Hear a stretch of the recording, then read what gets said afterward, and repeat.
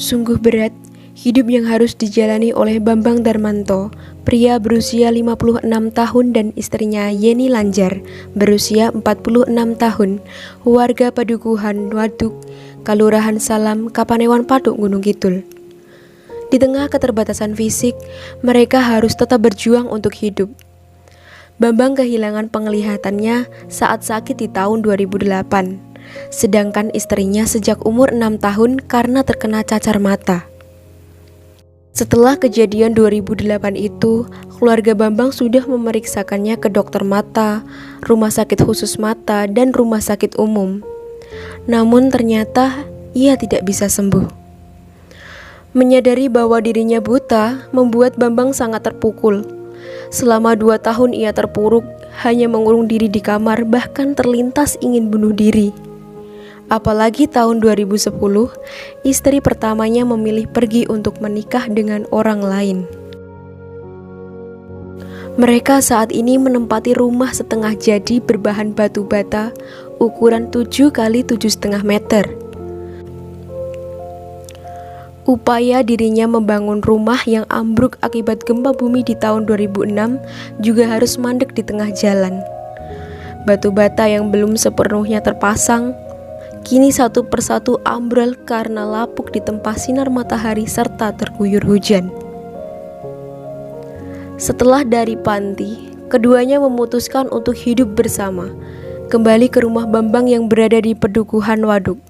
Sementara untuk menyambung hidup, keduanya membuka jasa panti pijat di rumah mereka. Awalnya Bambang membuka usaha pembuatan telur asin. Bahannya dia dapat dari anaknya dengan istri terdahulu yang tinggal di Prambanan. Dia mengaku sebelum pandemi usaha yang dijalankannya lumayan berhasil. Setelah usaha telur asin bangkrut akibat pandemi, Bambang sempat beralih ke ternak mentok walau akhirnya gagal lagi. Hingga modal pun habis. Tak patah arang, akhirnya Bambang memutuskan untuk berkebun dengan menanam pisang dan jahe. Untuk mencukupi kebutuhan makan sehari-hari, selain kadang mendapat kiriman dari anak dan para tetangga, pasangan itu berkebun di pekarangan miliknya. Kebun yang tak seberapa luas itu mereka tanami pisang dan jahe. Kendati mempunyai keterbatasan fisik, Bambang dan istrinya tidak pernah menyerah. Sebelum pandemi, mereka menjalankan usaha pembuatan telur asin dan jasa pijat refleksi. Namun karena lesunya ekonomi, usaha yang mereka jalankan juga sangat terpengaruh. Bahkan usaha telur asin tersebut akhirnya bangkrut. Senin siang itu, Linsamedia.co mengunjungi rumahnya di wilayah Kapanewon Patuk, Gunung Kidul.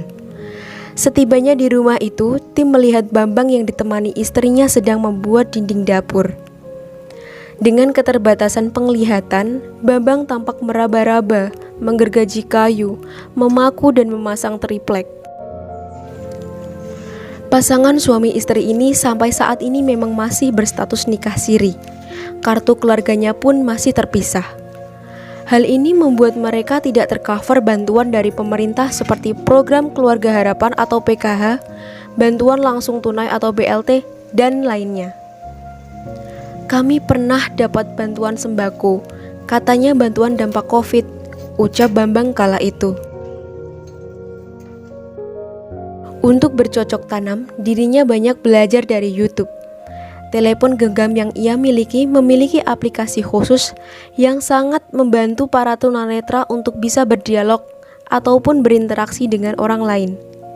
Fasilitas suara lebih banyak tertanam di aplikasi handphone yang ia miliki. Handphone pertama saya dulu hilang dicuri orang. Pencuri itu pura-pura akan pijat. Setelah dipijat boro-boro bayar, dia pergi malah membawa HP sekaligus cashnya, lanjutnya. Karena HP sangat penting bagi dirinya, Bambang mengaku terpaksa berhutang kepada temannya untuk membeli HP baru yang sekarang digunakannya. Saat ini, Bambang mencoba menjalani hidup dengan legowo dan apa adanya bersama sang istri. Walaupun sebatas istri siri, mereka telah sepakat untuk menghabiskan masa tua bersama. Sebisa mungkin dia dan istrinya berusaha untuk mencukupi kebutuhan hidup dengan berusaha sendiri dan tidak menggantungkan hidupnya pada orang lain. Saya sudah pasrah. Anak-anak juga masih sering ke sini. Tetangga-tetangga di sini juga baik dan peduli pada kami.